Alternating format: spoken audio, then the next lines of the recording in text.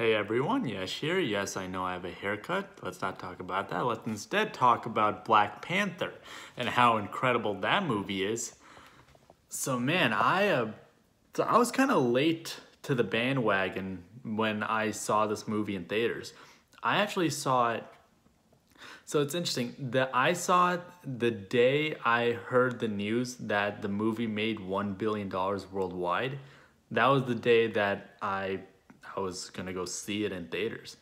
And I kind of had low expectations going into the film because previously we had Guardians Volume 2, loved that movie. Spider-Man Homecoming, I was underwhelmed at the time and it was my first time seeing it, so I haven't seen it a second and third time by then to really appreciate it. And the same thing with Thor Ragnarok, where I felt like it's a good film. You know, it's funny, it has its moments, but at the time it was still I only saw it once, so it was my experience of it at the time was still kind of underwhelming. But going into this movie, so I mean, having said that, as I'm going into this movie, I didn't really have high expectations. I kind of thought, the Marvel movies have been pretty good, but they've been pretty underwhelming on my first rewatch, and I've just kind of accepted that for the most part. So I went into this with that kind of idea, but man, the hype for this movie. I mean, I came late when I was seeing this movie, but as I was waiting till I finally found the time to see the movie, I just kept hearing all the buzz and hype for this movie. It's got like above 90 in Rotten Tomatoes, and then the movie makes $1 billion worldwide. So I had all this hype going into into this film, but I still kind of went in with that. I'm sure it'll be a good film, but I kind of didn't. I don't know. I guess for some reason the hype didn't get to me because I am so deep into the Marvel lore and that unless the movie is like fantastic and does something like really extraordinary, different, unique with it that separates it from the other films, and it's something I like, that then I'll appreciate it. Otherwise, I feel like it must have been a big splash hit, obviously for the right reasons, because of representation and all that good stuff. So I went in with that, like, I'm sure it'll be a really good film, but I'm not expecting greatness. Because, you know, for the average film goer, it would be great for a guy who's so lore in Marvel Cinematic Universe, like, who's so much into it, it would need to be more than just a good film for me. But at the end of that movie, I was floored by just how good this movie is. I mean, I thought about it because, you know, the story isn't that. It's this. They follow the same 3-act structure with the fight scene at the end. But here's the thing: is this movie fixed a lot of problems that some Marvel movies had.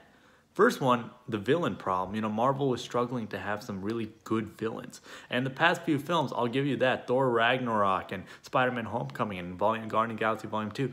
They all had great villains. And here, you have Black Panther, played by Chadwick Boseman, who's a great actor. I mean, the man has been known for doing all these other biopics of all these famous African Americans over the course of history.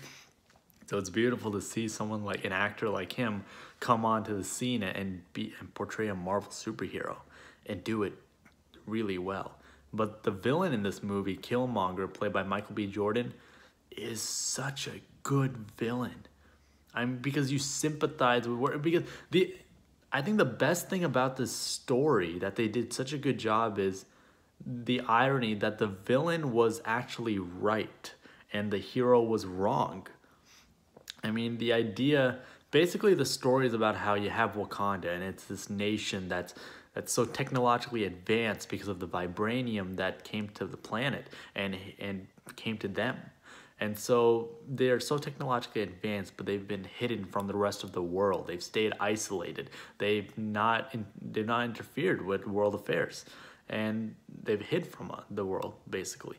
And the reason is because for their own safety, for their own security, for their own basically progression.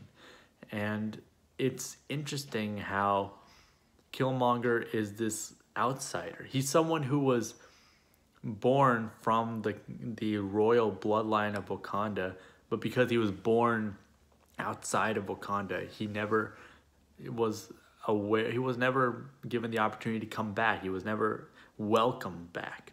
And you see how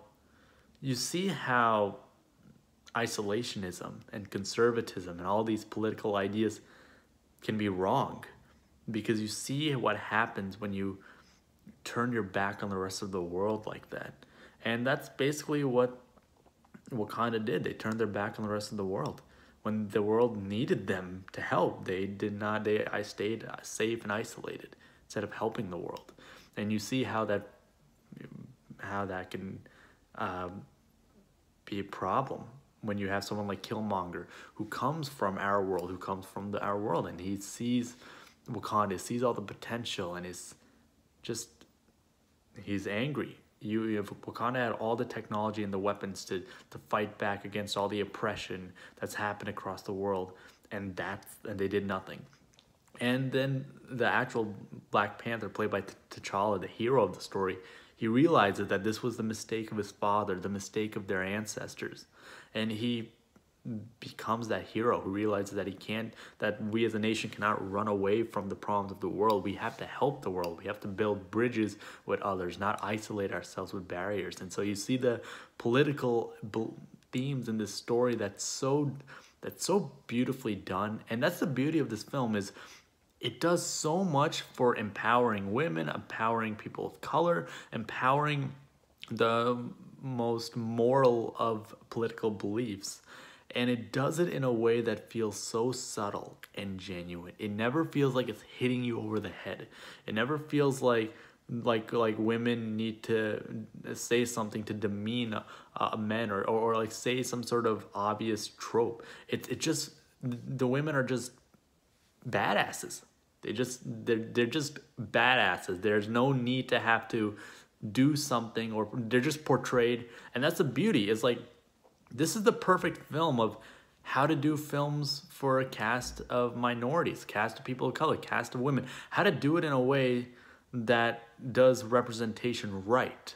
Because a lot of films and shows, they try to do representation, but they mess up because they put too much emphasis on that characteristic.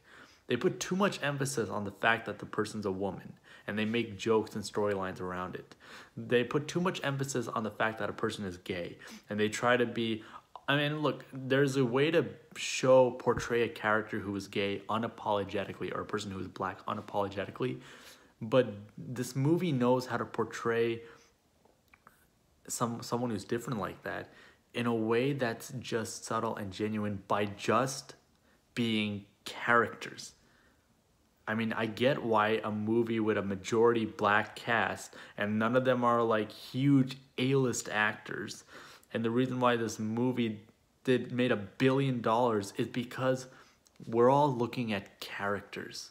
We're not just looking at a bunch of African Americans, a bunch of Africans on screen. We're seeing characters who we can relate to. We understand, and that's how incredible this movie is, and how inspiring this movie is. I mean, yeah, I get it. It is kind of a generic 3-act structure. It is a Marvel movie. It will have its action. It will have its CGI, which I love, which is why I go to these movies. And it'll also have these the same Marvel jokes, but it works naturally with the story. It never goes as dark as The Dark Knight or anything like that, but it still knows how to be very it's like The Winter Soldier. It knows how to be grounded in the drama. It's like modern Shakespeare in terms of showing the royalty and showing the world. And again, Marvel's world building in this movie is beautiful, and it works.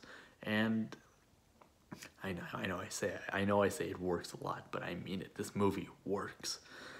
And I think it really is inspiring. I know it's easy to kind of just say like, oh, this, because this movie was black, that's why everyone's talking so positive about it, just because it's a bunch of black people and they're all the leads. But I don't think people really understand how much of an impact this had on Hollywood. You have a movie with a majority black cast, And none of them are A-listers. They're not like a Denzel Washington, Will Smith, or any of these like big names that you've already proven can sell overseas.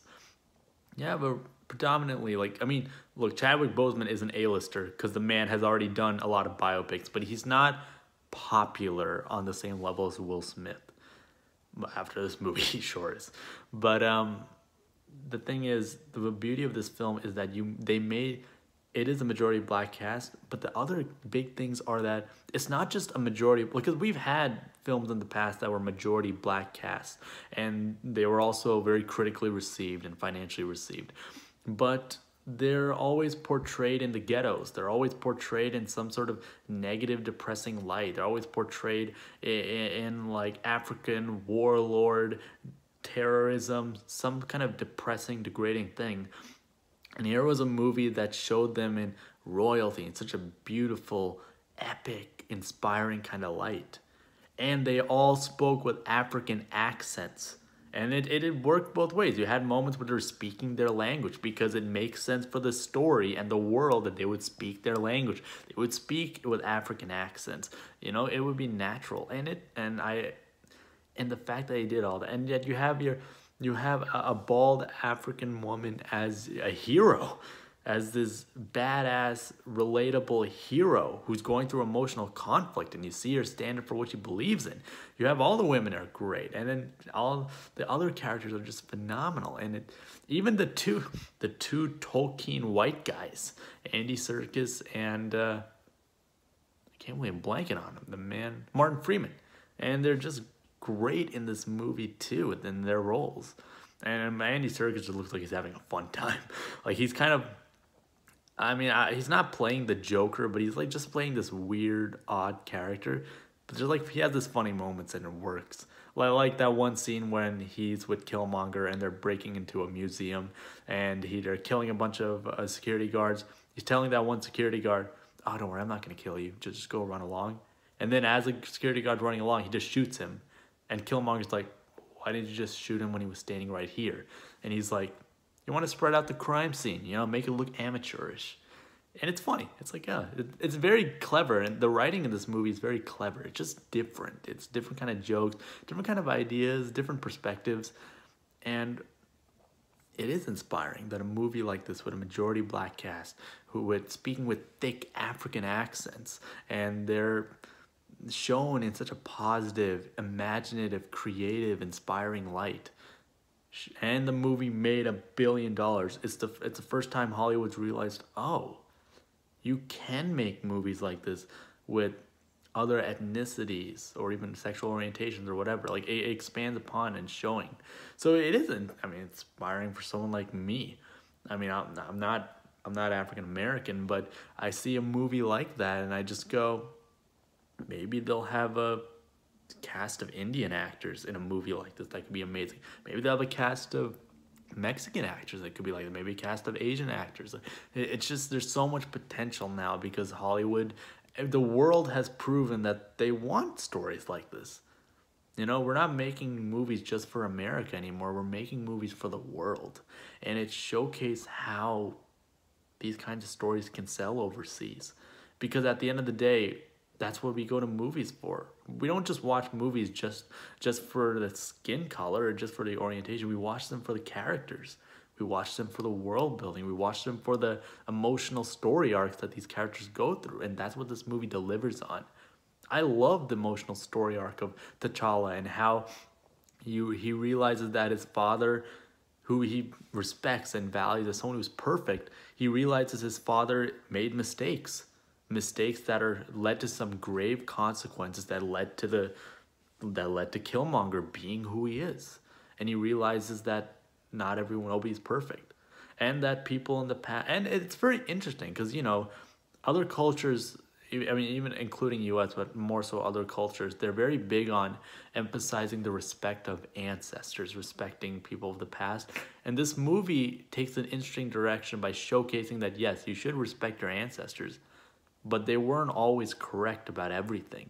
They were wrong about some things, and it's important to acknowledge that so that you can change, so that you can progress. You can make the right decisions for a brighter future. You can't just hold on to the past because Nobody's perfect. And there's something very poetic about that. And this movie does address that. And this movie is amazing just because it works in so many ways.